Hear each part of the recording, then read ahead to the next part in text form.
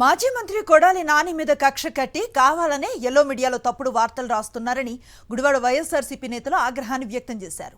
13,000 మంది పేదలకు ఇళ్ల స్థలాలను నాని ఇప్పిస్తే దాన్ని కూడా రాజకీయం చేయటం ఏంటని ప్రశ్నించారు. ఆ ఇళ్ల స్థలాలకు సంబంధించి 47 కోట్ల రూపాయలు ఖర్చయితే బిల్లొచ్చింది కేవలం 41 కోట్లేనని స్పష్టం చేశారు. అయినప్పటికీ ఇందులో 100 కోట్ల కుంభకోణం జరిగిందంటూ తప్పుడు కథనాలు రాస్తున్నారని ఆగ్రహాన్ని వ్యక్తం చేశారు. గుడివాడను అభివృద్ధి చేసింది కొడాలి నాని అని, అటువంటి వారిపై అసత్య ప్రచారం చేయటం ఏంటని మండిపడ్డారు.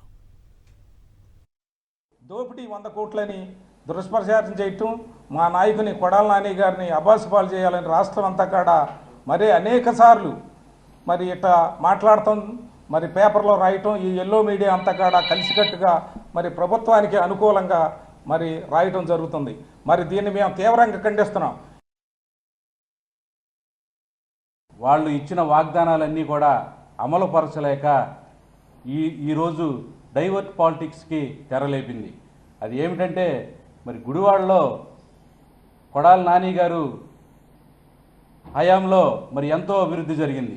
మరి ఆ అభివృద్ధికి ముచ్చుతునక మరి గుడివాడలో ఎన్నో ఏళ్లుగా మరి గవర్నమెంట్ హాస్పిటల్లో మరి పాడుపడిపోయి మరి ఎంతో మరి రోగులు అనేక ఇబ్బందులు పడుతున్న తరుణంలో మరి అది నాని గారి హయాంలోనే మరి గుడివాడ గవర్నమెంట్ హాస్పిటల్ నూతనంగా కట్టడం జరిగింది.